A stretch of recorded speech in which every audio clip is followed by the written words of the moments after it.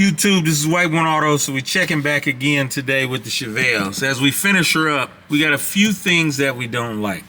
So this dash pad does not sit flush down, and the screw holes are kind of stripped out. So we have a new dash pad, as well as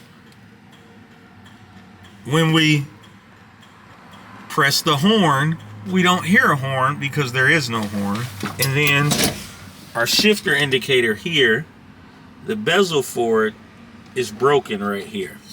So we have some new components.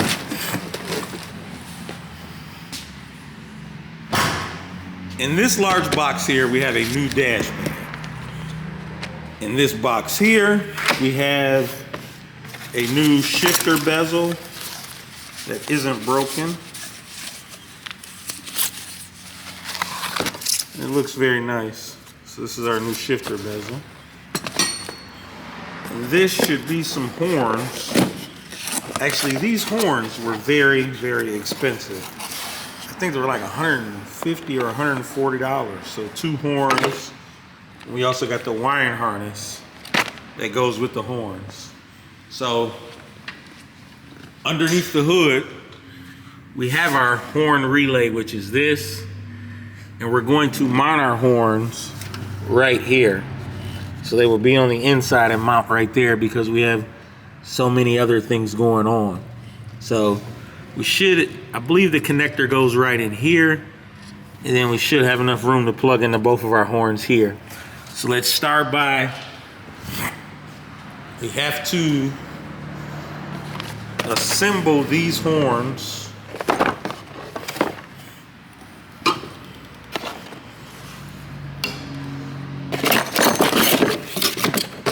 right here, and let's check our fitment. So let's do that first. One thing I should have did, because I know people are gonna ask, here go the part numbers. All this stuff was purchased from MPD. So we're in Detroit, Michigan, so we have an MPD relatively close. It's about a 30-minute drive for us. So this is the part number for the horn harness. You think that should work. This is for our shifter bezel. And here go the part numbers for the horns that I chose. Now let's get our dash pad out.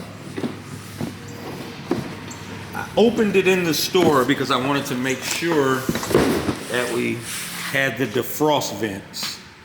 So this is our part number for our dash pad.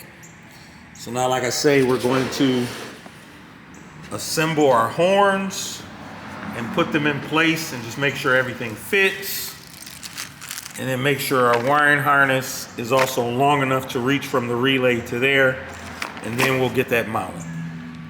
So everyone, I'm gonna give you a quick way you can test all of your wiring from the horn pad in the steering wheel all the way out to your horn relay. Now, one thing you have to do is be very careful because these terminals here are hot all the time. So you don't want to ground out on these terminals because they're hot all the time because your horn works all the time, even when the car is off. So be very careful working around this because you can arc this out, and it's a very high current relay, so you could do some real damage if you make a mistake. So we have our new harness plugged in down here. Let me get my screw.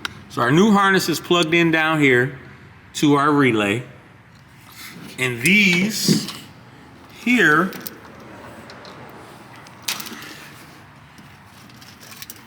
are our leads that go to our horn assembly.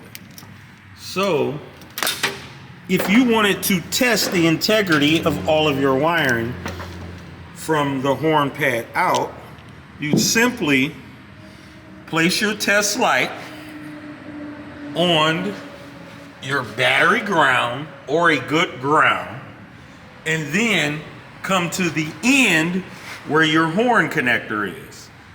And then you could very simply, let me let the window down.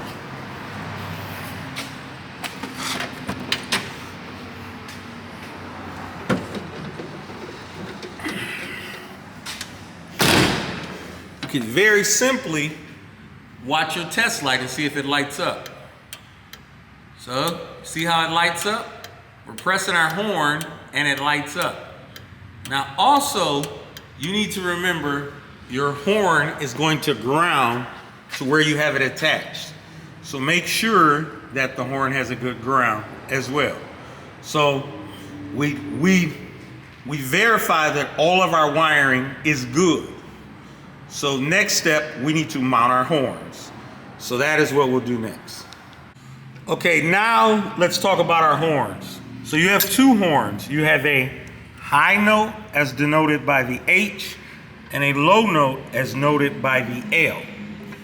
These things, like all electrical components, take a power and a ground. Now you may be able to get a decent ground after you attach your mounting component and your nut, and then it'll ground through there. But if you're not getting a good ground through just your mounting, you can hook up a ground wire here. And I believe that's what we will do, but I'm not 100% sure yet. So let's get our mock-up done for the horns, and then we can keep it moving. So we have both of our horns mounted on the bracket, and let's see how they sound.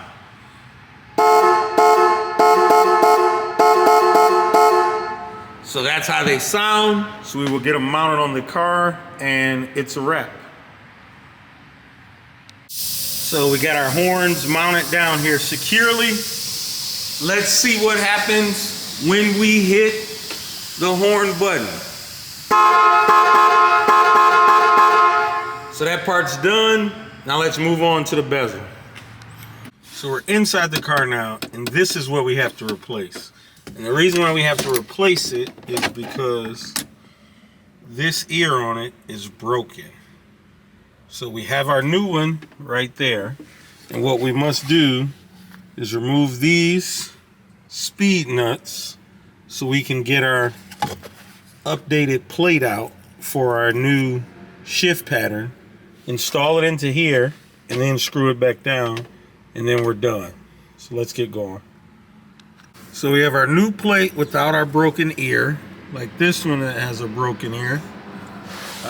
It is all assembled and ready to go. So let's put it in place.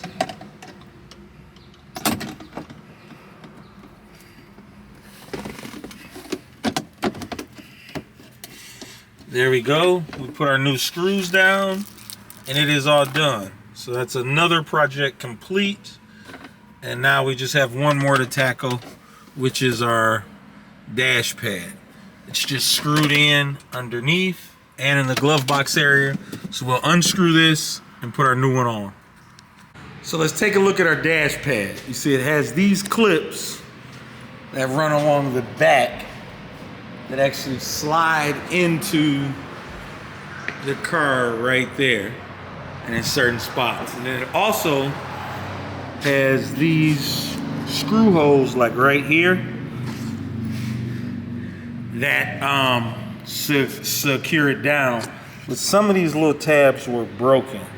Now it is able to be fixed, but I just opted to get a brand new one because there's also like some cracks in the vinyl. And although this is an expensive piece, I think this piece was like $486 for this pad. The amount of time I would have in fixing it just to get it back to look original, it would probably take me more time and material, because you're definitely looking at more than to fix the clips and to fix all the cracks and to paint it. You're definitely looking maybe a half day's work. So it doesn't make financial sense for me to try to fix this, and all I want is just a stock appearing look.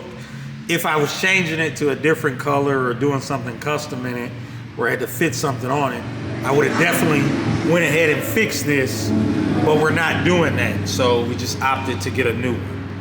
So we're gonna take our new one out the box, set it in place, and screw it down. So we got our new dash pad in. It looks very, very nice, no cracks. So we're all wrapped up. We got a horn, we got a new shifter plate, and a new dash pad. So this update of the Chevelle is done. We're waiting on the plate that goes there, and then we'll pretty much be done for now. White One Auto, out.